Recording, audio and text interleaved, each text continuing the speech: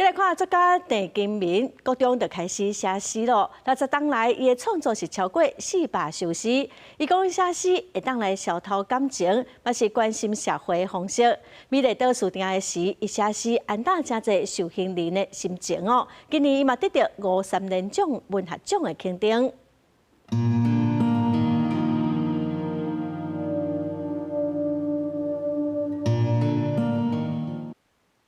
狠狠地把我从温暖的土里连根挖起，说是给我自由，然后拿去烤，拿去油炸。用汉字来比喻1979年发生美丽岛事件的台湾，描写台湾人受尽苦难，无要搁吞忍，勇敢站出来争取民主自由。郑金明的这首诗，安打真侪美丽岛事件受刑人的心，也是伊真出名的代表作之一。1948年，郑金明出世伫高雄蛤蟆星的一个医学世家。自细汉就爱看册，郑金明讲，以早无啥物册店，所以伊读国小的时，常常会走去路边的册摊看册，啥物册拢看，嘛捌因为安尼发生过真趣味的代志。在看得入神的时候，忽然有一个人在动外卡的对啊，在踢外卡，我前面你上来种，但是这个走行路是无好势踢的，起来看，哎呦，唔是老师。我大了，我爸爸先死的，大了来种小妹，来种小弟。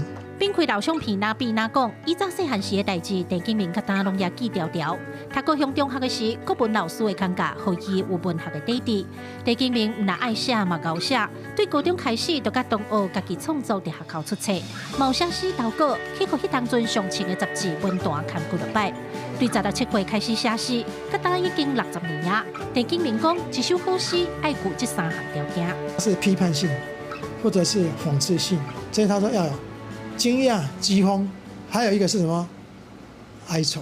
因为作品表达的内容瓦大现实、呈现人性，郑金明的诗自大学就得到历史期刊侪前辈肯定。郑金明讲，尤其是陈千武老师，带伊正式踏入台湾文学界，知影什么才是真正的诗。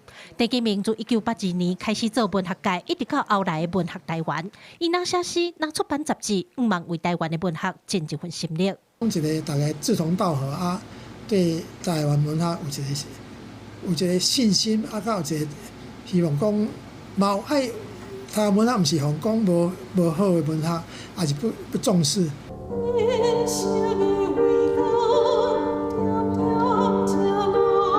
甲作曲家陈武雄合作，把诗变做台语歌。郑金明60年的创作人生，隆重出版9本诗集，超过400首诗。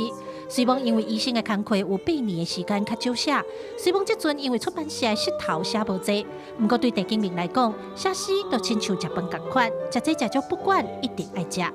记者柯家族顾朝阳高雄场报道。